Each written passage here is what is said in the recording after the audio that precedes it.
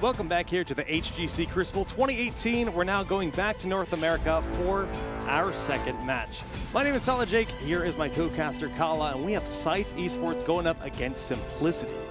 That's not something I thought we were going to hear, to be completely honest. The whole narrative behind this Scythe Esports was, a little bit of their back and forth towards No Tomorrow. But the fact of the matter is, they know something we don't. They chose Simplicity, and I'm really stoked to see what this series is going to add up to. Let's take a look at the schedule here for the whole weekend as we are going into our final matchup. The results have been honestly incredible. That last series that we had, truly insane, but ePunks coming in from the Open Division, earning a spot in HGC yesterday with a 4-0 sweep over Monkey Menagerie. Yesterday, Psystorm Gaming had a strong start going 2-4, or 2-0 in the opening, but in the end, it was the 4-2 victory for No Tomorrow. And this last series, if you guys were not watching, this is one of my favorite series in all of Heroes of the Storm. Roll20 Esports climbing their way back against a 3-0 deficit to secure their spot in the HGC, and it was an absolutely fantastic series. The story is incredible. All the play was fantastic. Like, it was just such an amazing series. Like, I couldn't take my eyes off the screen. You and I watching backstage there, like, that was insane. Watching Kaldor and Tetra when they came off the stage, like, they were heartbroken for these teams, but also so happy for Roll20. This is an insane day for Heroes. It is, and just a little bit about Scythe Esports. They are by far the favorites from the Open Division. They swept Psystorm in the Grand Finals in our playoffs, and by winning the Open Division, your reward is the choice of which team you want to face off. You choose No Tomorrow or Simplicity. Most people expected No Tomorrow to be their opponent, as they are largely considered to be the weaker team, but Simplicity was the choice. So let's see what they have to say about the matchup.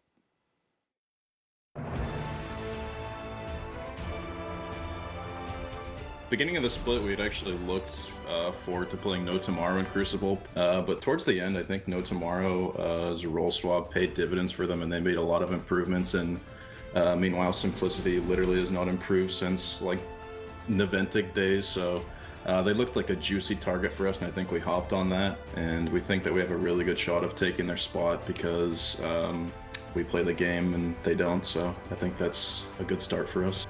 I think obviously it'll be a really close series. I mean, King Caf and K1 both won BlizzCon several years ago. I think keys to our series are going to be pinching King Caffeine's really, really small tank pool, and I think punishing Tiger JK during the game.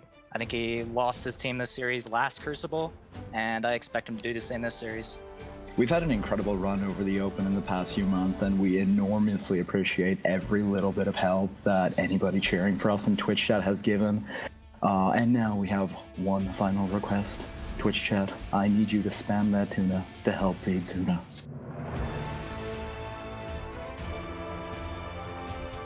Scythe Esports is definitely a strong team. I'd say the key thing that they do is macro play, and that's one of the things we're weaker at, is probably why they picked us over No Tomorrow, is because of that. For us, coming up to the Crucible match, we've been practicing a good bit. The reason why we'll win this coming up match is because we're bangers. I want to say a huge shout out for everyone that's played in the HGC and every fan that's cheered for the HGC. This upcoming split, I'm most likely taking a break, so I want to go out these matches with a bang.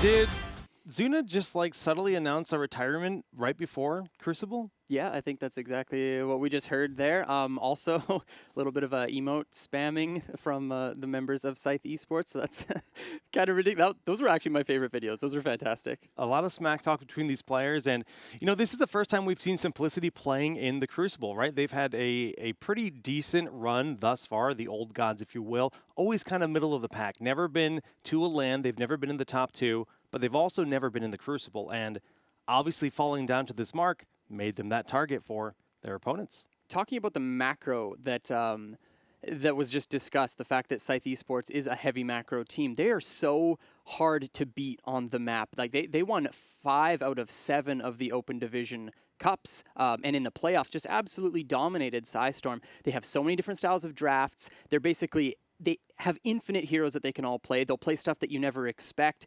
This is definitely the strongest of the 2 Open Division teams, and I think that Scythe have a very, very reasonable chance to take Simplicity out. Okay, well, let's find out what battleground the best of 7 will be starting on and what maps have been banned. All right, got a ban on Braxis, ban on Volskaya. Very interesting. Scythe taking away that Volskaya. We are going to Cursed Hollow as the first map. That's pretty exciting. Chose, of course, by Simplicity. I'll write that one down. That's actually really interesting to me. Volskaya being removed here from the equation. We just saw that crazy Volskaya game moments ago, obviously on the EU side of things, but yeah, Cursed Hollow, pretty standard. Good opener here for these teams. Naturally, it's going to be very even in terms of the draft, what we expect to see out of the meta. We'll get into the draft very soon, but where do you think the Globals are going to stand here, right? We've seen a lot of Medivh bans, a lot of Maiev bans, but Abathur, Dahaka, really got to think about them. We will never see Medivh in this series. Obviously, Zergling, probably one of the best Medivhs in all of North America, in my opinion. His prowess on the hero is just unmatched. However, Scythe is that team that does not care about, like, yes, if you give them the Abathur, obviously they'll take it. The Dahaka, obviously they'll take it, but they actually prioritize the Flex ETC as their offlane, as their stage dive hero over the Dahaka. So be looking out for that one, folks. They're one of the only teams that really does it. I'm glad you brought that up because we saw a lot of that throughout Open Division, right? Yeah. You'd even see ETC in the 1-3, like in that first picks phase, because they do like to utilize that very flexible. Doesn't have to happen there, but the ban on Diablo already looking kind of like they're leaning that way. Maiev has been banned out here. Interesting what this follow-up ban is going to be. The fact that Abathur and Dahaka both kind of being up, I feel like Simplicity absolutely has to remove one of those from the equation. Or the Medivh, though. Yeah, the Medivh as well. Like, starting off with a Diablo ban is curious to me because that just leaves up so many potential picks for honestly both of these teams. I know that Simplicity will play it as well. Find out what they decide to go with at this point. What's it going to be? Simplicity decide to ban off that Medivh, of course. As we said, I do not expect Medivh to make it through honestly any of these drafts tonight. Yeah, it's quite unlikely. First pick, Abathur, snapped up right away. So if we don't see the Dahaka here, very likely banned, but we got to still talk about that ETC. It's definitely something that we could see King Caffeine running, but he's been playing a little bit of Arthas. And the Arthas, because of the Abathur as well, says, try me. Try playing that Illidan. We know that Scythe Esports is the team to run that Illidan. You know, the Nesper on that side, he loves that hero. But Abathur doesn't mean you have to play the Illidan. You know, you can combine it with so many different heroes. You can even run it as a solo support, which we've seen before. Murden and Whitemane locked in, so none of the solo support here, but the sustain coming out from this 1-3 of Scythe Esports is incredible. Yeah, very flexible too for them. Genji, though, like that's a fantastic pickup as well, of course. You know, today, I'll be completely honest, I feel like our Genji that we've been seeing throughout the tournament this weekend has not been very good. The level of play? Yeah, the level of play of Genji so far, but we'll see if Simplicity can pick it up here. That ban on the Illidan when you already have the Arthas, again, a little bit curious, but Simplicity just straight up don't want to play against it. I mean, yeah, you definitely cannot knock that. Lost Vikings have been banned out. Just looking at global options and taking that away. Obviously, Dahaka as an offlane is an option if they decide to go that route. Support options, Deckard Cain uncontested seems very likely for that position here for Simplicity. Definitely. You could run something like an Uther as well with the Genji, but we haven't really seen too much of that in recent times. The Divine Dragon Blade, yeah, it's just not nearly as prominent as it used to be. Too many nerfs onto that Weeb. We'll see what we get here. It's going to be the Lucio and Dahaka, so you have that global as well to match the global pressure of Abathur Dahaka. One of the best matchups, in my opinion. Lucio here. We were talking about the tank matchups into Lucio. We saw a Diablo yesterday into the Lucio, and that is actually a tough matchup for the Lucio, in my opinion, because you have that point-and-click stun against walls, and of course, Lucio, he loves riding on the walls, so it basically gives you like semi-hit confirm for the Diablo. However, this tank's going to be the Muradin, so you can dodge those Stormbolts quite easily. Right, and it's interesting because I was wondering if we were going to see double support with the Whitemane, but no, not the case here. Zeratul and Tychus going to be the options picked up there for Scythe Esports. Final pickup here, some kind of range poke and damage. Yeah, you've got this Genji. Hanzo is open, but when you see something like the Zeratul, perhaps you elect to choose something of the lines of like a Raynor or a Phoenix instead, just to, you know, give yourself a little bit more tankiness, if you will. But man, Scythe Esports, they got everything they wanted. You know, they run that Zeratul and they run it to high proficiency. Watching, it's usually Nesper on that hero, but this is the Uther. We were talking about this. Okay, just committing to the double support with Genji. Is that Dragon Blade? You know, there's definitely a case for here against the white main. Yeah. I mean, white main can give that armor, though. That's the downside, right? Unless you can burn that early in the fight. Genji goes into the Dragon Blade. It's going to be shut down pretty heavily by that. So, could just be the D-Shield for it regardless. I don't think it has to be Divine Storm or anything, but X-Strike, it just gives Genji all those options. Both of these drafts honestly looking really good on either side. You've got some of that shutdown for the Zeratul, but the late game scaling from Scythe's composition, as long as they don't go down too far in the early game, is going to be terrifying. There's a lot of power there for sure in their composition, and I'm pumped to see how it does here. I mean, I'm a little surprised to see the double support coming out right at the gates, but I guess this is Simplicity. They're a team that you think about K1 Pro, you think about King Caffeine, and just the old C9 Maelstrom. They do like to lean towards a lot of that CC, a lot of that sustain in a lot of their old compositions. So I don't know. I think it'll work out for them. I actually like their comp better. How about you? I'm a huge Scythe fanboy just because of the style of draft that they run. They always run something a little bit different. They're the ones who, like I said, play that Illidan, play the Zeratul, and it's high proficient. Like, they do it so well. It's not just like they try to cheese a flex pick and stuff like that. These are calculated drafts, and this is something that we've seen them run before. You got that Tychus to shut down the front line as well. I like the challenge. We'll see how it plays out, though. Okay, it is time to begin game number 1, and on the blue side, it is Simplicity. Hosty is going to be here playing that Lucio K1 Pro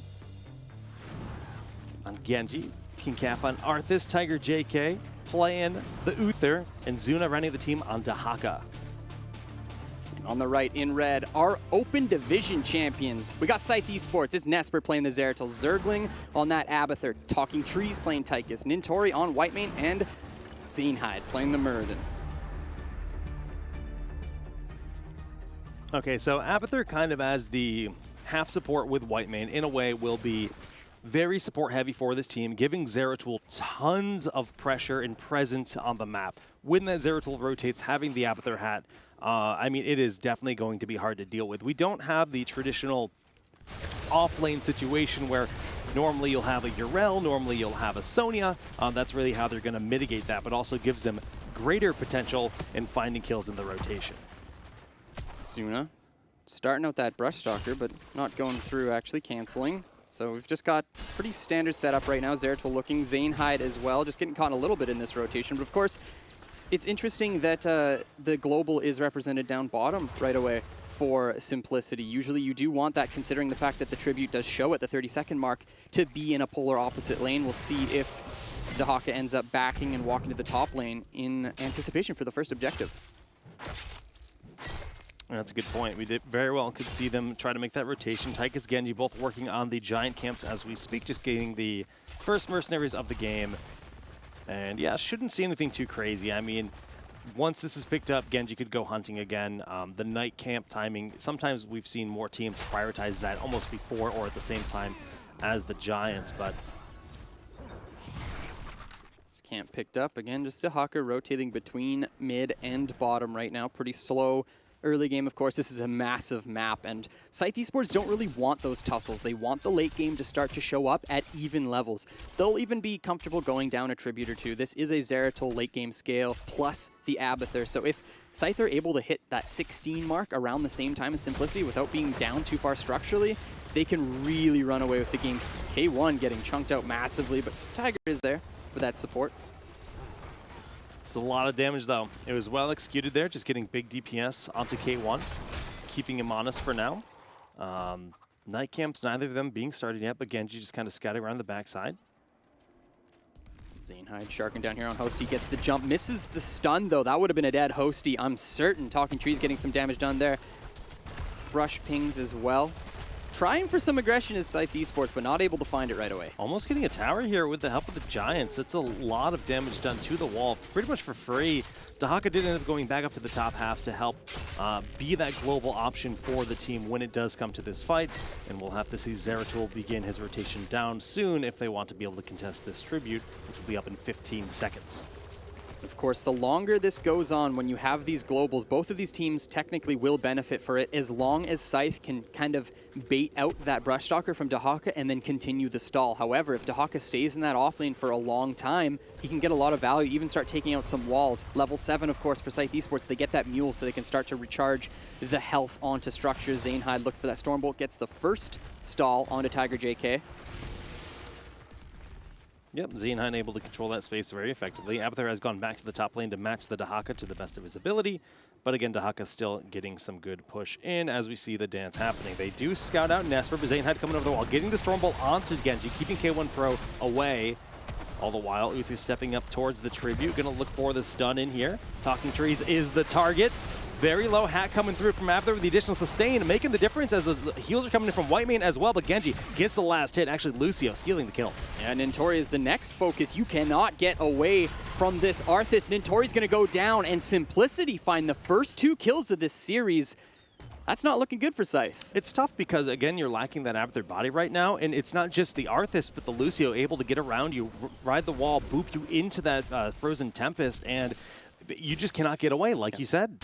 The Brush Stalker from Zuna was also fantastic. They're able to find that first kill, really opening up this phase. Now Simplicity starting on their Bruiser camp. That's going to be pushing in the mid lane. Next objective just shown here, folks. It's going to be defensive spawning on the top side of the map for Scythe Esports. This is one of the best situations when you are a solo global, but of course there's the Dahaka for Simplicity. So again, the same strategy is going to be at play here. If you can bait the Brush Stalker from the Dahaka and then kind of wait out those phases, you get a lot of value. However, that same condition exists for Simplicity too. It does, and I want to give Scythe just a lot of credit for the way they're able to respond there. They lost 2 heroes, but Zeratul went straight to the top, got a lot of push with the Abathur onto the top wall, really keeping the experience locked in dead even right now, and that really just made all the difference, being down 2 kills and even. That's great. Honestly, that is everything, because you have that mule, you can recharge those structures, and of course, a little bit of a that was definitely missed Howling Blast there. It's interesting. A little bit of a misclick, allowing the Tribute count to go 1-1 right now. Zainhide on the rotation, caught with a Howling Blast, but no way to collapse onto a Murden like that. Everybody just clearing out this mid lane. Of course, Scythe Esports going to have a little bit of an extra push here. Zainhide missing another Q, maybe anticipating a little bit much out of Hosty, maybe just a little bit of these nerves. This is a very important series for Scythe Esports and Simplicity, so it could go either way here. Howling Blast landing onto Zainhide, but no further damage, of course. Just looking to clear out this Bruiser camp. Meanwhile, down bottom, Nesper as well, just continuing to push in waves, perhaps try to stall out rotations to make sure that this soak goes uncaught. Okay, Stormbolt connects, big damage coming out from that Uther. Zuna needs a burrow. There it is, but the essence, is it going to be enough? Grenade's going to be available any second now. The drag coming through, getting the slows in onto Zainhide. The rotation is here. Murden juking down as we see the hammer over the wall. Tiger was waiting for Zainhide's arrival, but that Abathur hat applying a lot of additional damage. Zainhide will lose his life.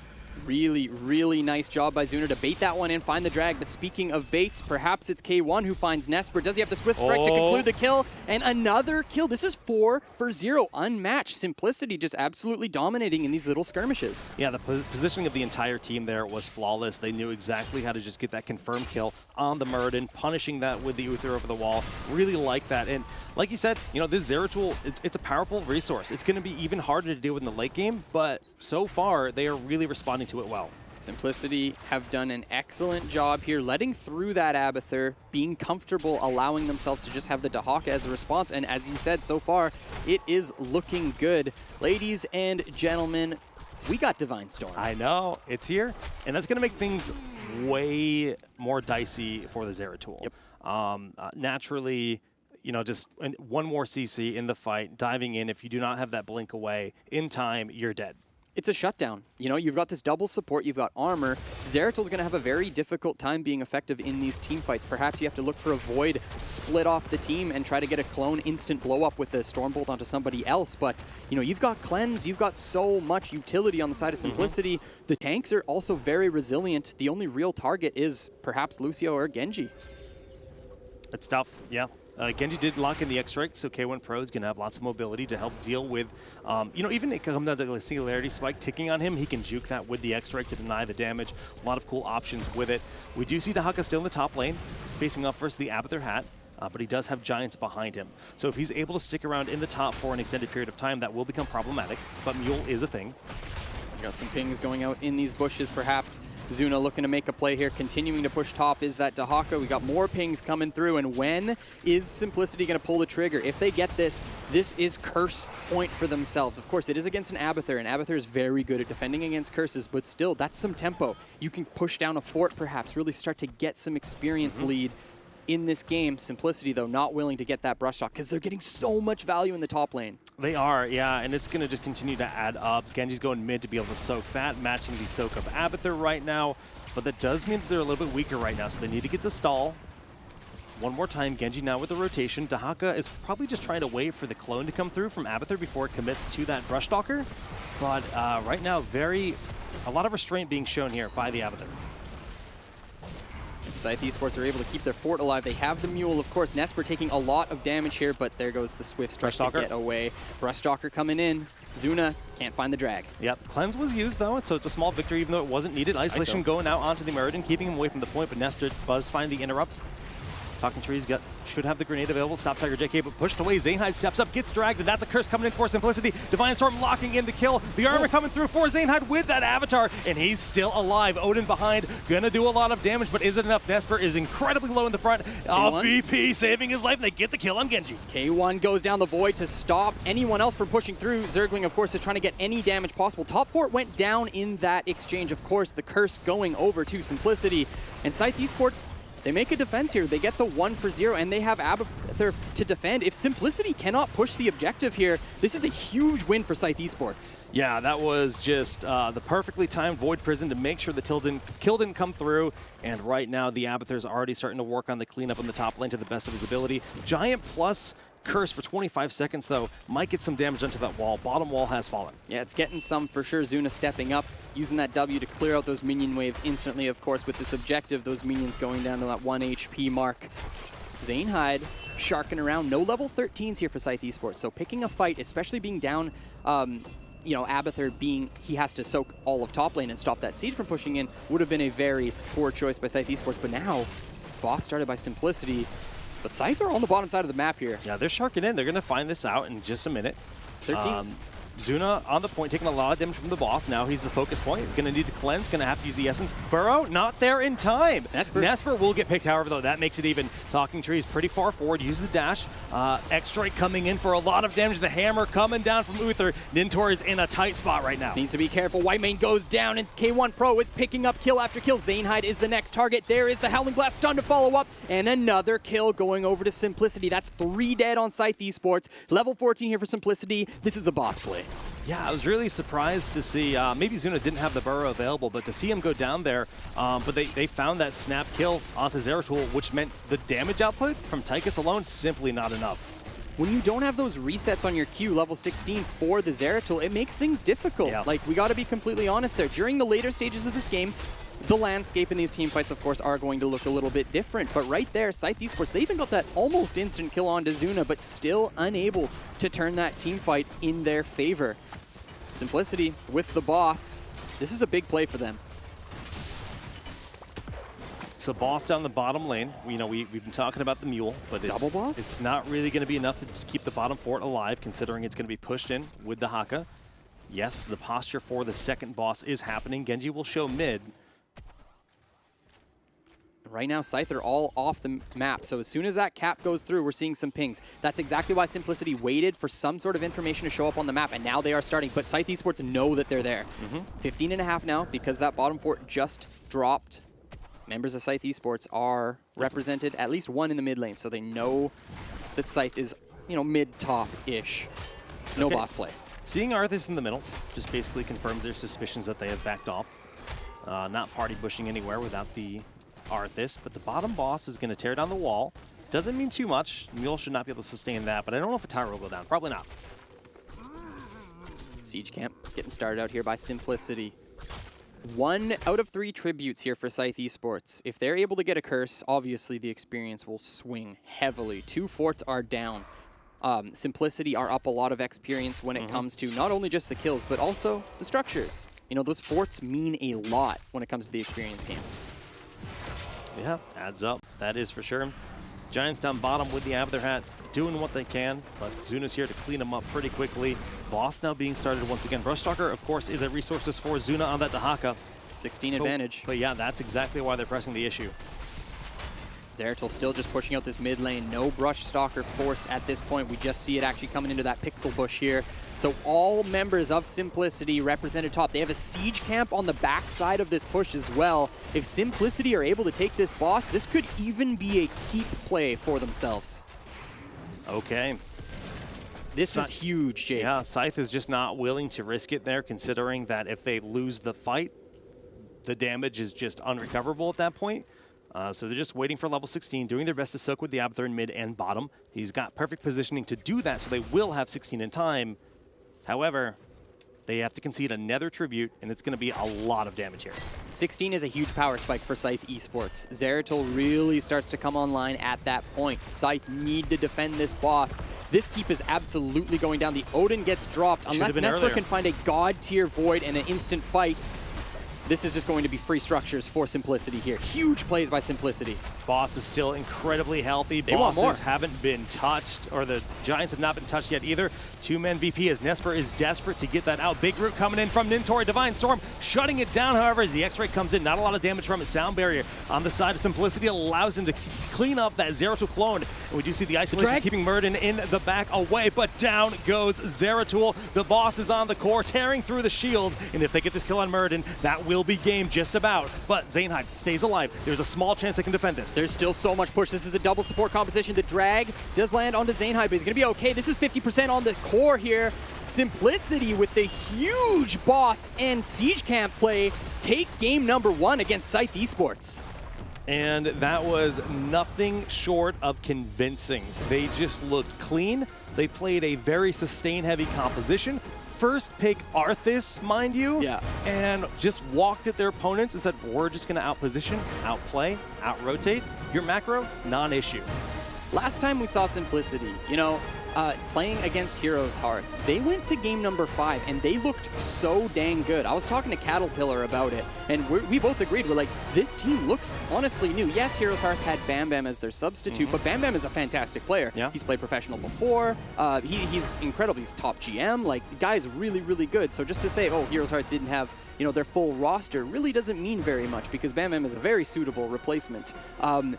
Simplicity looked fantastic. That was a 14-minute game. Probably the quickest game we've had this weekend. That was big. Yeah, and frankly, on Cursed Hollow, it's just surprising to see it go that one-sided for a team, especially when they're not necessarily playing hyper meta. They responded to the team directly by picking that Arthas, trying to shut down the Illidan pick, ended up banning the Illidan anyways, and the Zeratul, which is something that we thought was going to be like a huge trump card, never came online. It never hit that late game level 20, where it's going to be a huge, huge resource. Really came down to that bottom side boss fight as well. Like, that was so problematic for Scythe Esports. They get that instant kill onto Zuna, but the extended fight was the real problem. You know, you got this double support. They can fight you forever, and Zeratul really can't deal with that. And to me, it was, again, to go back to your point, that first pick, Arthas, he literally just runs at you. You can't get away as anyone, especially with the double support in behind. You got the move speed from Lucio, too. He's inescapable.